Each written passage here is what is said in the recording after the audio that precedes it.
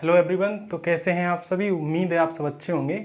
तो आज की हमारी क्लास है UP triple S C PET की तीसरी क्लास, यानी चौथी क्लास होगी, जो हम पढ़ने वाले हैं 1784 का पिट्स इंडिया एक्ट के बारे में।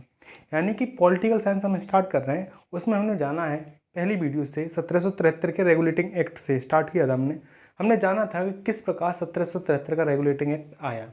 वो आया तो क्यों आया? वो पहली बार भारत पे कानून लागू हुए थे, कहाँ के? ब्रिटेन के।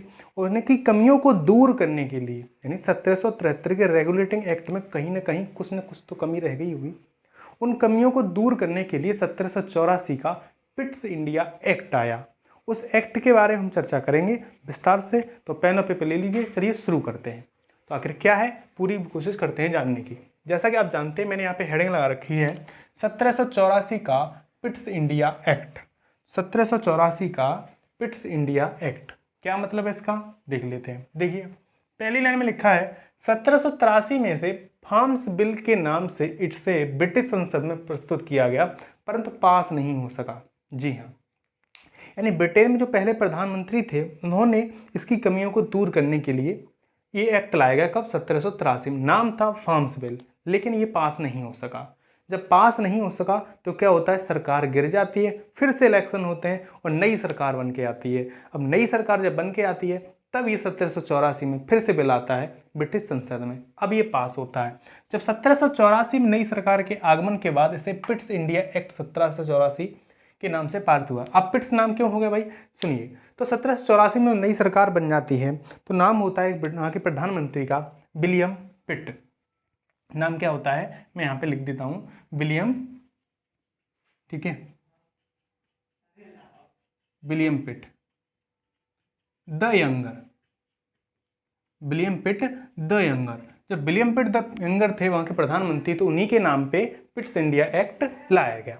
उन्होंने क्या किया कि इस बार कंपनी को दो तरह से वो कर दिया कि एक को क्या करेगी, नियंत्रण को संभालेगी, एक संभालेगी निर्देशक। नहीं, निर्देशक बोर्ड तो पहले से था जो व्यापारिक मामले संभालता था। जैसे कि मैंने यहाँ पे लिख रखा है, पिट्स एक्ट को हमने दो भागों में कर दिया है। नंबर एक था नियंत्रण बोर्ड, जिसे हमने बोला गया BOC। क्या बोला गया? BOC, यानी बोर्ड ऑफ कंट्रोल। क्या बोला गया? Board of control. ठीक है, ये पूछा जाता है। तो बोर्ड ऑफ कंट्रोल यानी नियंत्रण बोर्ड की स्थापना कब हुई या किस एक्ट में हुई? तो 1784 के पिट्स इंडिया एक्ट में बोर्ड ऑफ कंट्रोल की स्थापना की जाती है। क्लियर बात है? ये क्या कर रहा था, सामाजिक और राजनीतिक मामलों का संचालन, यानी कंपनी को नियंत्रण करने का काम। यानी जो भी आप समझ रहे हैं कि कंपनी ने जहाँ कहीं भी कब्जा किया था, उस जगह को नियंत्रण कौन करेगा, राजनीतिक मामले कौन संभालेगा, संधि कौन करेगा, युद्ध कौन करेगा, इन सब के लिए अलग से एक बोर्ड का गठन किया गया। नाम था नियंत्रण बोर्ड। निर्देशक बोर्ड था जो केवल व्यापारिक मामले संभालने, यानी कंपनी का मुख्य काम क्या था, व्यापार करना, तो व्यापारिक मामलों को भी संभालने के लिए एक दूसरा बोर्ड था, नाम था निर्देशक बोर्ड। क्लियर बात है? उम्मीद है आपको समझ में आ रहा होगा। तीसरा पॉइंट देखिए, सब परिषद गवर्नर जनरल के सदस्यों की संख्या 4 से कितनी कर दी गई? 3। पहले कितने थे? 4, यानी एक मुख्य और 3 अन्य। अब कितने हो गए? 4 से 3 कर दी गई। तो पहली बात याद रखनी होगी, 4 से 3 कब की गई? 1784 में। और 4 कब थे? 1773 में। क्लियर बात है?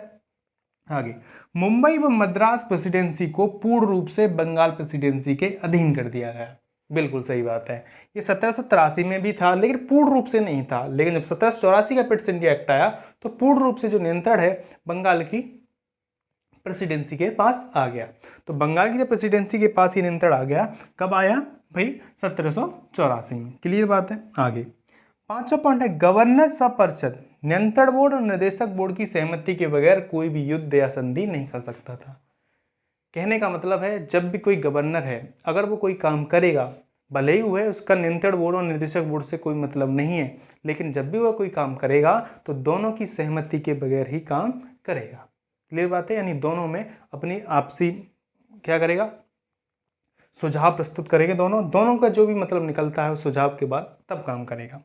इसमें कहीं ना कहीं कमी रह जाती है, तो 1786 में इस अधिनियम में संशोधन किया जाता है। 1786 में इस अधिनियम में संशोधन किया जाता है। और संशोधन क्यों किया जाता है? क्योंकि भाई इस बार जो गवर्नर बन के आ रहे थे, वो कौन आ रहे थे? कॉर्नवालिस। कौन आ रहे थे? कॉर्नवालिस। क्लियर बात है? तो कॉर्नवालिस को जब गवर्नर बन के आया, तो क्या बोला गया कि कॉर्नवाल देखिए लिखा है मैंने, पहले पढ़ लेंगे आप। कॉर्नवालिस को गवर्नर जनरल बनाकर भेजने के लिए, अब उसको गवर्नर जनरल बना के भेजा जा रहा है। क्लियर? किसको? कॉर्नवालिस को। तो कॉर्नवालिस को जब गवर्नर जनरल बना के भेजा जा रहा है तो गवर्नर जनरल को सेनापति की शक्तियां भी प्रदान कर दी गई। भाई अब सेनापति की शक्तियां किसके पास रहेंगी? गवर्नर जनरल के पास रहेंगी, क्योंकि उन्हें उम्मीद थी काफ़ी ज़्यादा कि कॉर्नवालिस भारत में कुछ अच्छा काम करेंगे। क्लियर बात है? इसलिए क्या किया गया कि कॉर्नवालिस को यानी कि गवर्नर जनरल को सेनापति की शक्तियां भी प्रदान कर दी। क्लियर बात है? नेक्स्ट वन, विशेष परिस्थिति में गवर्नर जनरल को वीटो पावर भी दिया गया। यानी विशेष परिस्थिति, जब भी कोई ऐसी परिस्थिति आती है जहाँ पे वो निर्णय ले सकता है, ठीक है, तो उसे वीटो पावर की शक्तियाँ भी दी गई। क्लियर बात है? ये 1784 के पिट्स एक्ट के में जो भी इंपॉर्टेंट क्वेश्चन बन सकते हैं वो सारे के सारे मैंने यहाँ पे बता रखे हैं, जो भी फैक्ट हैं। क्लियर बात है? यानी यूपी पैट में इससे ज़्यादा नहीं आएगा। क्लियर बात है? अगर आप ज़्यादा पढ़ना चाहते हैं तो आपको डीप से पढ़ना होगा, ठीक है। अब वो पीसीएस एग्जाम है, लेकिन हम पीसीएस के लिए थोड़ी पढ़े, हम पढ़े यूपी पैट के बारे में। उम्मीद है आपको अच्छी लगी होगी क्लास। अगर अच्छी लगती है तो लाइक कीजिए, चैनल को सब्सक्राइब कीजिए। Thank you so much.